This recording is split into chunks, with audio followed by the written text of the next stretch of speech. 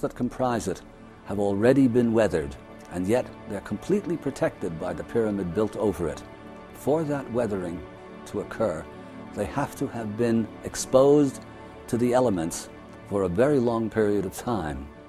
So what we have here is a prior construction, megalithic in its appearance. It looks rather like the barrows of England and Scotland and Wales, like Newgrange, rather than a typical interior chamber of a classical Egyptian pyramid.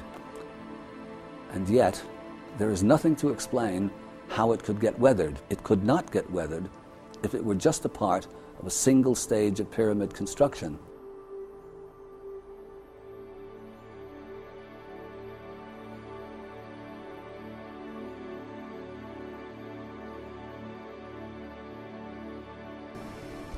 It just didn't make any sense. There should be other stuff laying around. It's a tomb chamber. Where's the remains of the sarcophagus and all of that kind of stuff?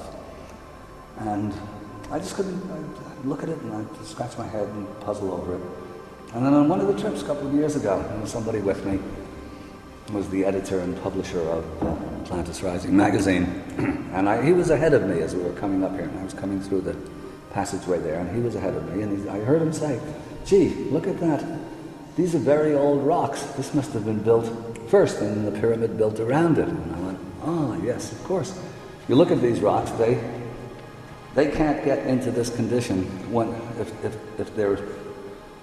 if they're built, if the whole pyramid is built from scratch. These are rocks that have been out in the weather a hell of a long time." And Jacques, of course, this is his field, and he now has seen it for himself and concurs. It doesn't look as though they've been subjected to the kinds of heavy rains that the Sphinx has been subjected to in the enclosure walls of the Sphinx. But they've been out in the weather a hell of a long time before the pyramid was built around them. And you look at the style of construction, it doesn't look like the Sphinx in the Valley Temple, it doesn't look like the Osirion.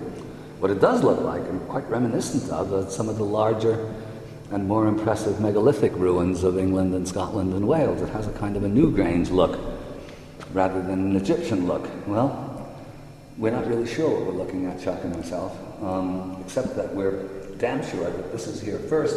And since we're on higher ground here than the ground level of the plateau, maybe there's something underneath. Maybe it's just an earth formation, but maybe this is on top of something else. We don't know. But what we do know is that this is older than the pyramid, and it is major construction. Those big blocks are probably upwards of 4 tons or thereabouts. They're big chunks of stone to